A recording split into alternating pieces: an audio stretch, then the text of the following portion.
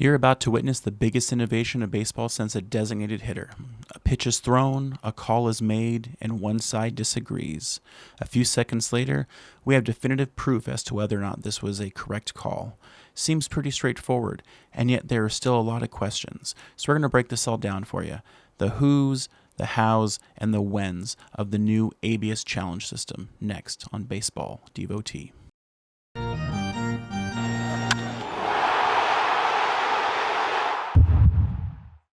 ABS, or automated ball strikes, is simply a challenge system in regards to home plate calls regarding balls and strikes.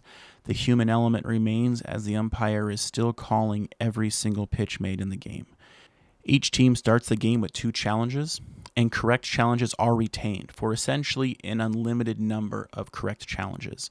But be strategic, because a missed challenge cannot be retained, and 2 incorrect challenges and you are done for the game. Challenges can only be made by the pitcher, catcher, or hitter, but in reality, only the catcher and hitter should be initiating challenges as they have the best view of the strike zone. A challenge is initiated by tapping the head and must be made immediately after the call has been made. And here's a breakdown of the strike zone itself: width, height, and depth. The 17-inch plate, which has been the standard since the strike zone was introduced. And as you can see, there's an actual equation for the top and bottom of the strike zone. Rather than the standard knees to letters, we have an actual breakdown. And now it's time to see the ABS system in action. Top of the 7th, full count. Strike is called in the outside corner, and McGonigal, the hitter, immediately signals he'd like to challenge this call. And as the call comes in, we can see just how precise some of these calls can be, as that pitch just caught the corner, halfway on, halfway off, resulting in a strike. And on the score bug, we see the dots on the left are the indicators for the ABS challenge system. And with an unsuccessful challenge, the Tigers have lost one. And most fans will be looking at this score bug, as this is the bug that is used by every game that is directly produced by Major League Baseball. And as we go into the top of the 9th, 2-2 count, strike 3 on the outside corner. Hitter does not agree, immediately calls for a challenge. And as we look up at the board, we can see that we have another borderline call. This one probably having less than 20% of the ball catching the plate. And with a second unsuccessful challenge, the Tigers are now 2 outs away from losing the game and no lifelines left. But challenges aren't just initiated by the hitters. As we see here with this 0-1 pitch, catcher does not believe that was a ball, is called by the umpire, and immediately initiates a challenge.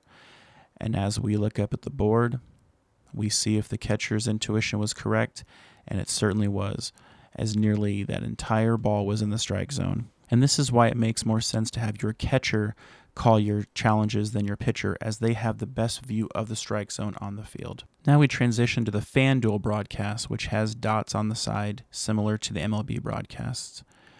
And we have a veteran like Mike Trout, who has a pretty good understanding of the strike zone and did not feel that that was strike 3. But as we look up on the board, we can see that while he wasn't wrong in thinking it was a ball, enough of it caught the plate, resulting in strike 3.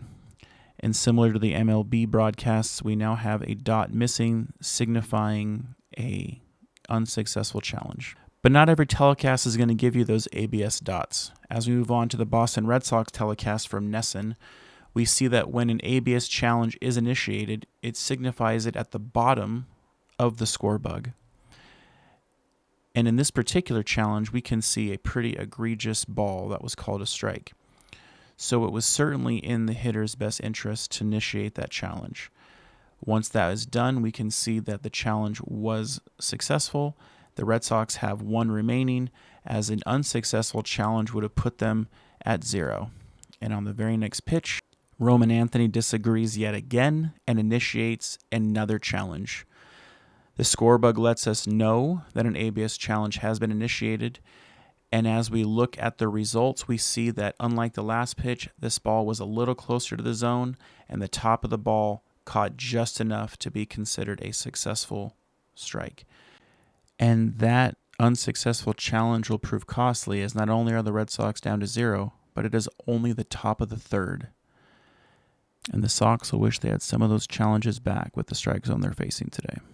And we just saw the NESN broadcast doesn't have any dots that indicate the challenges, but at least they gave us some sort of a marker once a challenge was successful or unsuccessful.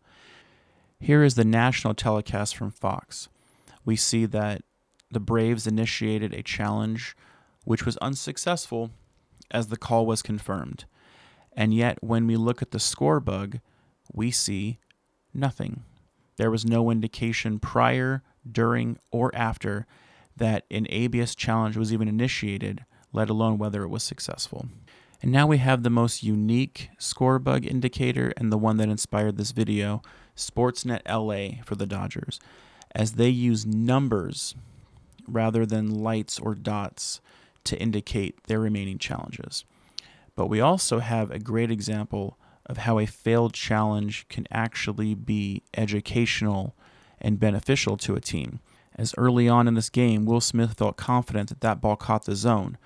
And you can see in real time him acknowledging that the zone may be higher than he initially thought. And that is going to alter the way that he calls the pitches the rest of this game, and more importantly, what type of challenges he might initiate. So here's another breakdown of what this score bug looks like. With that failed challenge, that 2 goes away. Here's how it looks pre-challenge. Here's how it looks post-challenge. When it comes to strategy, this is an amazing example of just how right and wrong a hitter can be when initiating a challenge. As James Wood feels that none of that ball caught the plate, that was a terrible call, and he has to challenge this because there's no way this ball is a strike. And yet, he's right.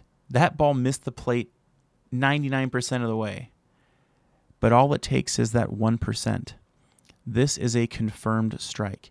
When you have this situation, you have taken a 17-inch plate and added the 2 3/4-inch baseball to it. You have essentially made a 19.5 plus strike zone. So these situations are going to be tricky when hitters or pitchers know with all certainty that this ball was not even borderline, it was a miss.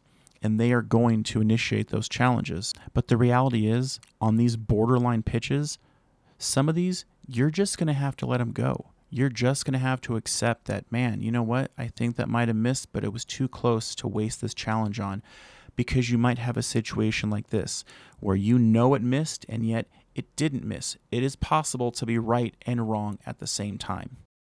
What I'm about to show you is the exact reason why this ABS system was created in the first place.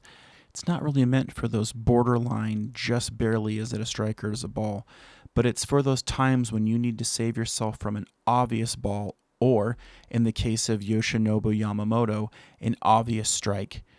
Back in June of last year, Yamamoto was 1 strike away from an immaculate inning.